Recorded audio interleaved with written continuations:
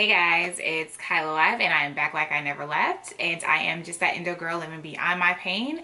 And this is part 2 of my video of can I get pregnant with endometriosis?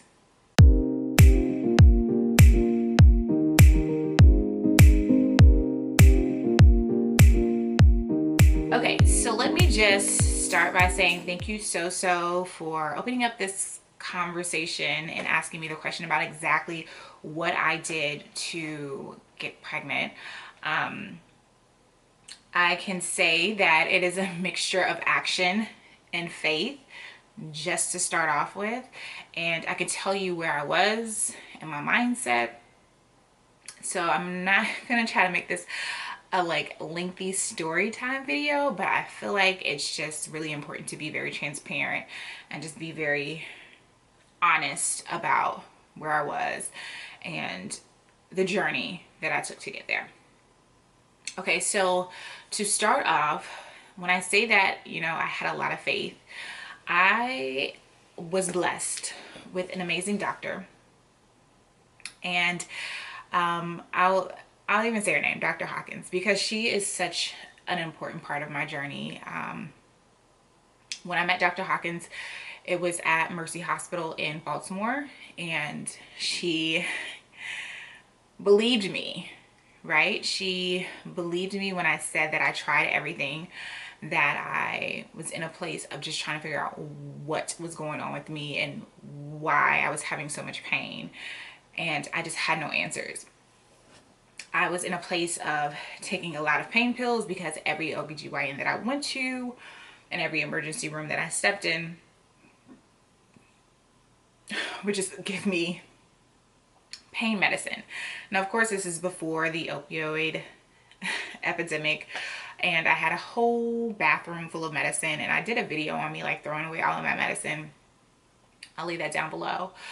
But that journey found me to going to the center at Mercy Hospital in Baltimore, which is a specialty center for women with issues with their ovaries and having conditions around their female parts.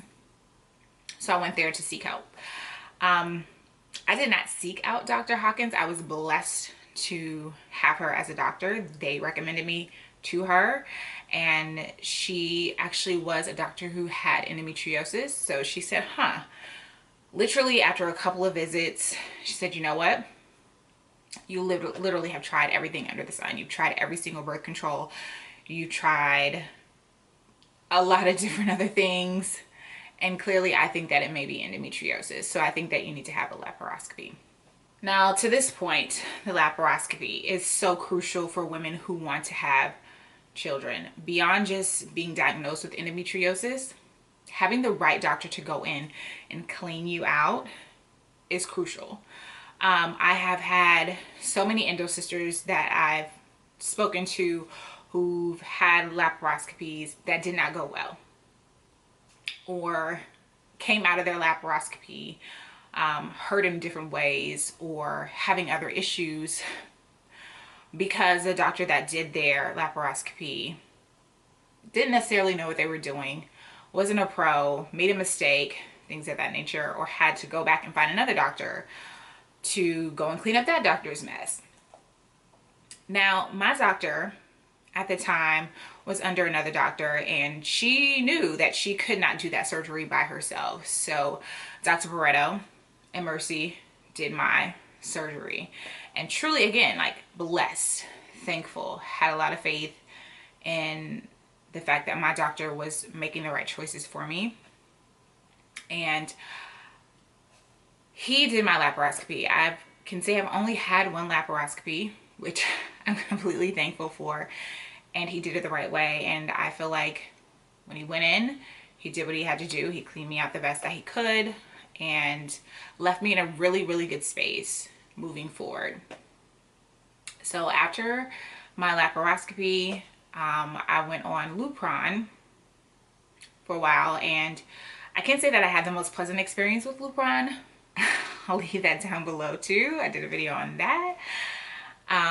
But I feel like it also played a role and leading up to my time of wanting to get pregnant, because it left my endometriosis in a dormant stage for a while. So it wasn't growing and it wasn't producing like it should have, like it would have been if I wasn't on something. After getting off of Lupron, I went directly on to birth control. I went on low estrogen, which is a low estrogen level birth control, because I did not want to have, you know, one, I didn't want to be on birth control, but two, I understood that I needed something to kind of suppress my endometriosis. So at the time, that's what I did until I was ready to really try a natural diet and really take control of my health. And I'll talk about that for a second. Endometriosis is a lifestyle, right? We have to understand our triggers. We have to understand the foods that we eat, our stress levels, the environments that we put ourselves in that affect us, that affect our endometriosis from growing. Before I got to that point, I can definitely say I lived a life that was just like get up and go, eat what I want and do what I want, and not really thinking about the consequences of how that was affecting me, or not even really paying attention to how one factor affected another factor. So eat a whole bunch of fried foods. Cycle was horrible that month. Who would have thought? Like not getting enough rest. Cycle was crazy that month. Who would have thought? Or, you know, eating a lot of gluten. Who would have thought I would be so bloated? Things like that that we don't really think about affect our process with endometriosis. So we have to take responsibility, changing our diet, making sure that we're doing the right things to keep us healthy. Okay, so after getting off of birth control, I was like, okay, I'm gonna do a healthy diet, low stress levels, and then we'll try. Ooh, excuse me. Now, the other part of this is just really living a life of positivity and not allowing things to stress me out. This is very difficult, but so necessary. And it's being intentional about what you allow in and out of your space, because as much as we hate to admit it, our stress levels affect our endometriosis. And I have this conversation with my endo girlfriends all the time. It's like, girl, I have been so stressed out lately, and all of a sudden I'm having breakthrough bleeding. And that's a part of it. You have to live a life where you are forcing yourself and not to let outside factors affect you. And my husband laughs at me all the time because I'm just like, whatever. Whatever. It is what it is. Like certain things I just cannot allow to take space in my life. Period. And a good endo girlfriend of mine, we're talking, and we were saying how, you know, as an endo girl, some things you just gotta let go of. And it doesn't mean that you're losing or you're a failure, but you have to understand that this is a marathon. This is not a sprint. And some things you're just not gonna win. Like you just have to be able to stay in a level space at all times, or most of the time. Try your best. I can't say that I do all the time either. That's pretty much like what my journey kind of conceptualized before I actually conceived. Now, when my husband and I were trying to get pregnant, it didn't take us long. And again, the factors that I contribute that to is, one, I had an amazing doctor that did an amazing laparoscopy on me that put me on a plateau to say, hey, you're in a space to have a baby healthy, period. Two, because I was not ready at the time after having my laparoscopy to have a child, going into a dormant stage with Lupron contributed to that, because it did not allow my endo to grow faster. And then after Lupron, I still wasn't ready, and getting on birth control to suppress my endometriosis helped at the time. people go to different doctors who are not on the same playing field when it comes to laparoscopies. So there's a lot of factors in play with women and their fertility when it comes to endometriosis. I can say this for in hindsight. I can say this in hindsight. One, yes, I was truly blessed to have an amazing doctor, to have an amazing surgeon, to be able to say that I did not have to go out seeking the right people. But after talking to so many of my endo sisters, it is really important for you to find doctors who know what they're doing. And if they don't know what they're doing, they're being honest with you and they're actually allowing you to be matched up with people who can help you the right way. One, that's the main reason why I feel like they always push endo women to just have babies right when they find out that they have endometriosis, and it's not always the right time. And to be completely transparent, I'm 33 years old and I'm pregnant, and right before conceiving, my doctor gave me 2 years to conceive naturally before I needed to have another laparoscopy and before I needed more assistance in that area. And this is Dr. Barreto, the one that actually did my surgery, and I just had, to me, I feel like he's amazing.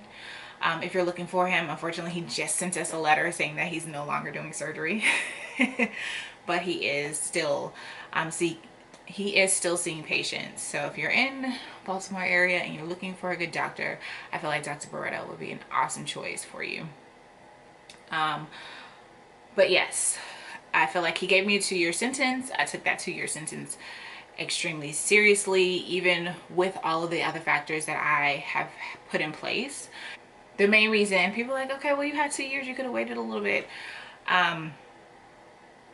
Beyond all of this that I've done, this is all in hindsight, right? So me doing all these steps, I did not know would equal up to me being able to have children naturally. And my husband and I had so many conversations around this.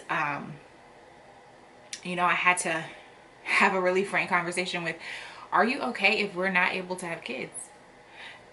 That could be a factor for us. Like, is that something you can live with? And then I had to have a lot of honest conversations with myself that if I'm not able to conceive naturally, am I willing to go through these other steps? And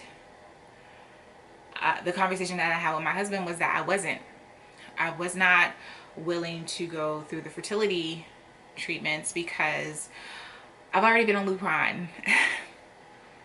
And I know what Lupron does to me. And Lupron is a part of the process when you are seeking fertility. When you take those shots, Lupron is a part of that process, and I did not want to experience Lupron again. And I was very frank with my husband. We have a two-year window. We can definitely try in that 2-year window. I personally don't see myself trying to go through IVF because of my personal experiences that I've had. Thankful that, you know, that personal experience that I've had with Lupron helped my journey so far. However, it was not something that I wanted to experience again. So yes, this fertility thing with endometriosis is crazy. It's something that I feel like we shouldn't have so many questions around, but we do. And I feel like there should be so much more support and information out there that isn't. So I hope that this video helps you. I hope this video kind of gives you a little bit of clarity on my personal journey to becoming pregnant with endometriosis. I did do a blog post on just demystifying a lot of questions that you may have around endometriosis and pregnancy, and I'll put the link to my blog post down below. And I hope my earlier video about being able to become pregnant helps you as well. So just to clarify, this stage 4 endometriosis girl got pregnant naturally, and so can you. And I hope that this is a resource for you along your journey. And then also the endo list. I have an endo list on my blog that kind of breaks down a couple of doctors and hospitals great for starting your journey to finding the right doctor to help you along your journey as well. All right, I feel like I'm rambling right now, but thank you so much for watching. I hope that this helped you. Thank you so for bringing up this question. Make sure you like, subscribe, and comment down below on other things that you want to discuss. All right, guys, until next time, peace.